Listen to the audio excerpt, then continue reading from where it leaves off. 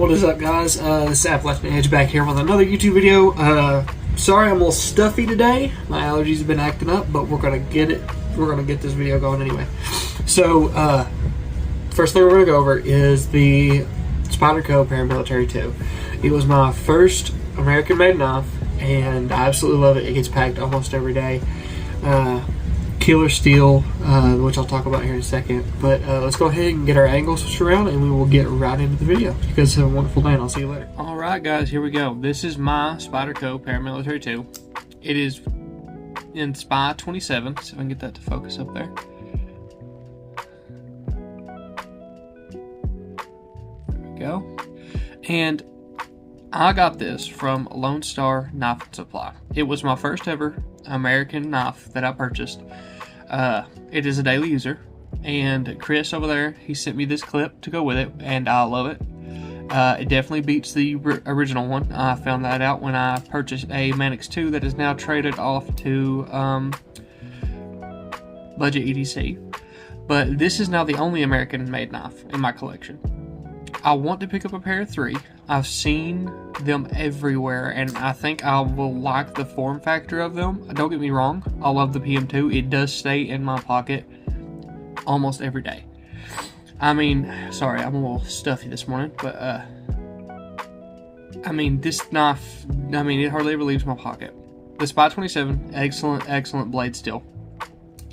I'm not sure if it is new, seeing as I kind of got to the knife game a little late, but it holds an edge really well. You can see right there. This is a daily user, like I said, so it gets used and abused. But it's got a little mark, a little blemish right there on the blade, which is no big deal. I think that gives a little bit of character. It means it's mine.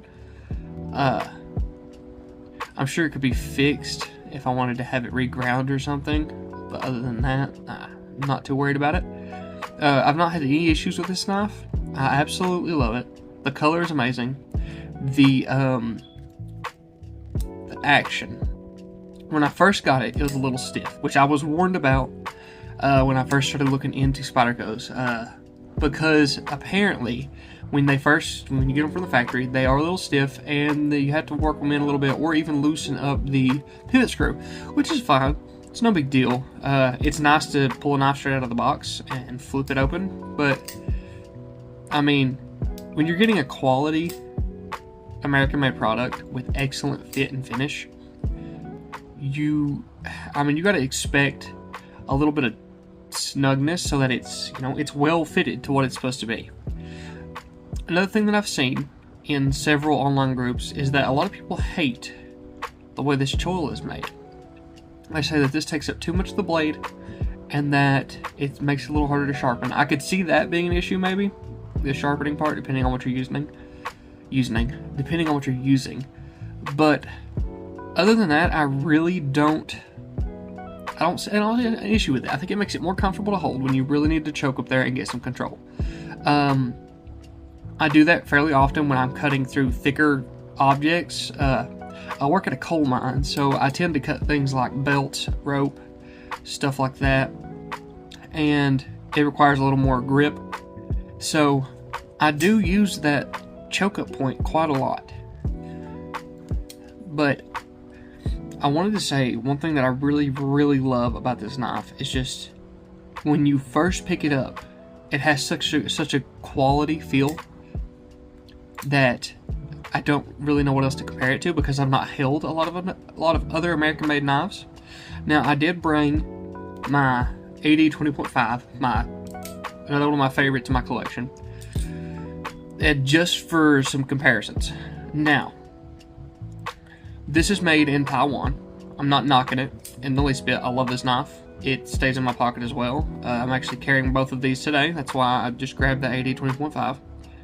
It's made in Taiwan. Now, the difference here lies with the biggest quality difference, in my opinion, is the blade steel. Now, the Spy 27, I've never had to sharpen it. I've not had to do anything to it. I've used it for months now, and I've not had to do a single thing to it. It's still razor sharp. This, it was used when I got it, which is no big deal. I don't mind one bit to trade around for used knives. If they're well taken care of, they're well taken care of, and they will cut for the rest of their lives. But this one, I've used it for a few weeks now, regularly. And the D2, I mean, I expected this when I traded for it. The edge isn't holding up as well, but Demco does an excellent job heat treating their D2, which keeps it harder and more edge retention-y, I guess, than your normal budget D2 stuff like you would get at Walmart or from, I don't want to say Civivi, because Civivi has really good D2 as well. But that's the only quality difference that I can see jumping from something like this $150 knife to this $200 knife. So, I guess closing thoughts here. This is an excellent American-made knife that it's gonna conquer a lot. I mean, the PM2 has been around for a long time. It holds records. It holds an edge. So, if you don't have one, save up, pick you one up. It's an excellent everyday carry for sure. I can't recommend it enough if you don't have one. And those who have one, you know exactly what I'm talking about. I do eventually want to customize this, change the scales up maybe. But other than that, I wouldn't change a thing about it. I mean, it's an almost perfect knife. But there you have it. And if you want to pick this exact one up that I have and you don't have one already, head on over to lonestarknife.com/appedge. And I can give you a discount code, which I will drop in the description. So make sure you drop a like, subscribe, and hit that description up for the discount code and a link to the Lone Star website so that you can pick one of these up for yourself. There's hundreds of awesome American-made knives on there, but if you want this exact one that I've talked about for going on 7 minutes now, head over that way, pick one up, and then let me know how much you love it, because I know you're going to. So, you guys have a wonderful day, and I will see you next week in the next YouTube video.